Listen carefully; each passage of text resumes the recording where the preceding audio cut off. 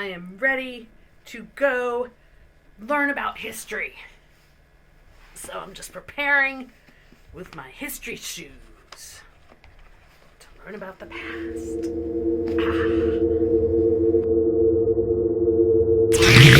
There's no place like the past. There's no place like the past. There's no place like the past. Hi everyone. Today we're talking about the Middle Ages.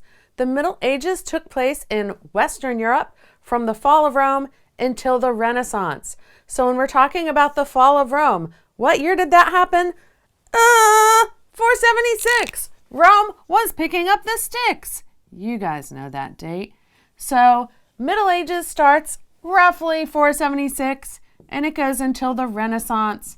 We haven't talked about the Renaissance yet, but the Renaissance starts in the 1300s in northern Italy and then spreads throughout the rest of Europe. So the Middle Ages is almost 1,000 years, depending on how you look at it. And the Middle Ages is sometimes called the medieval period. The Middle Ages, you might think, in the middle of what? It's in the middle between the ancient times and the modern world. Now, when I think of the 1300s, I don't think of the modern world, but I'm just explaining historically how we come up with that name and why it's called what it is. So, when you think back to Rome and what was going on in Rome and how Rome took over so much,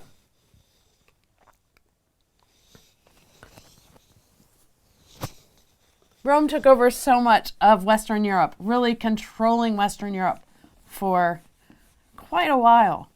Now, while you might not want to be invaded by Rome and added to their empire, there were some benefits to it. So some of those benefits to being part of the Roman Empire, you probably remember, are they had common laws. If you lived in the Roman Empire, you knew what the laws were. They also had common currency, meaning money. You could travel from one part of the empire to the other and you have the same currency so you can buy stuff and don't have to do money exchange. You also had a road system. We talk about 3 road builders in this class. The first one being the Persians with the Royal Road, the second one, the Romans, and we haven't gotten to the Inca yet, but they'll be the third one. So we have a road system in Rome, and maybe you've heard the expression, all roads lead to Rome. During the Roman Empire, that would have been pretty much how it was. We also have protection. If you're part of the Roman Empire, you have a military protecting you.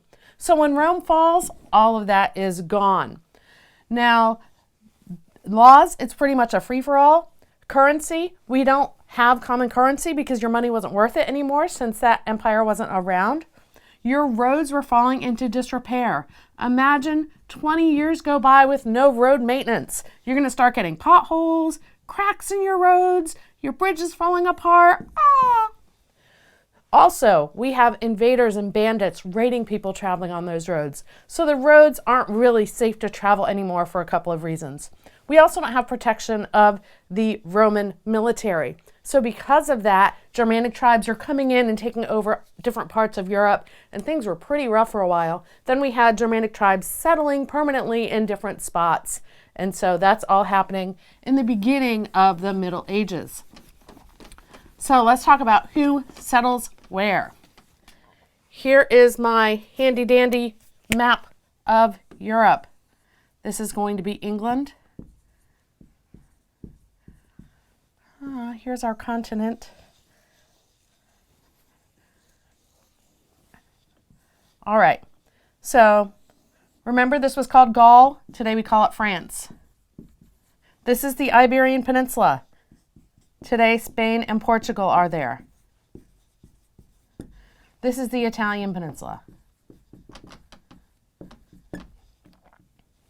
Down here, we have Northern Africa. So we have these Germanic tribes invading, being displaced by the Huns, and they're the ones who ultimately lead to the city of Rome collapsing and the Roman Empire falling.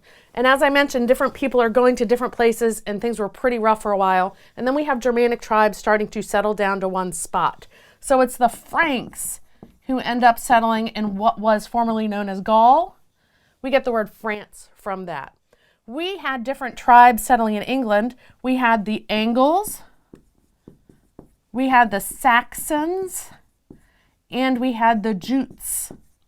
So the Angles and Saxons were the predominant ones, so much that in England they called it the Anglo-Saxon period in England. And we actually get the word England from Angleland, the land of the Angles. Okay, so in England we have those different tribes. On the Iberian Peninsula we have the Visigoths. In Africa we had the Vandals.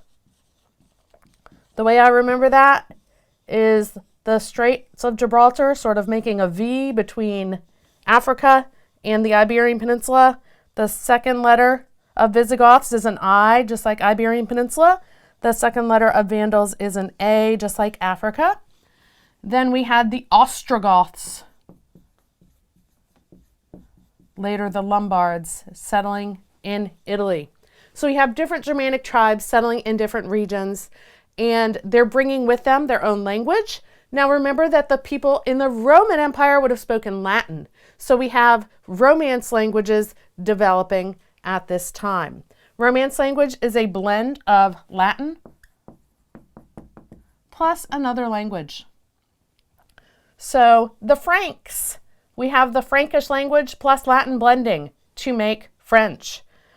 We have Portugal and Spain. Their languages form from the Visigoths language blending with Latin. And we have Italian forming when the Ostrogoths language blends with Italian. Now we have Germany up here. Maybe it's really a little closer to here. And the Germanic language was not influenced by Latin. It was the Germanic language. And in England, we have Germanic languages from these Germanic tribes. And we'll talk another day about how English forms as a result of the Germanic languages and French blending together. But something else that all of Western Europe had in common at this time was the Catholic Church. They were Roman Catholic. Remember, that means that they were Christian. It's a denomination of Christianity.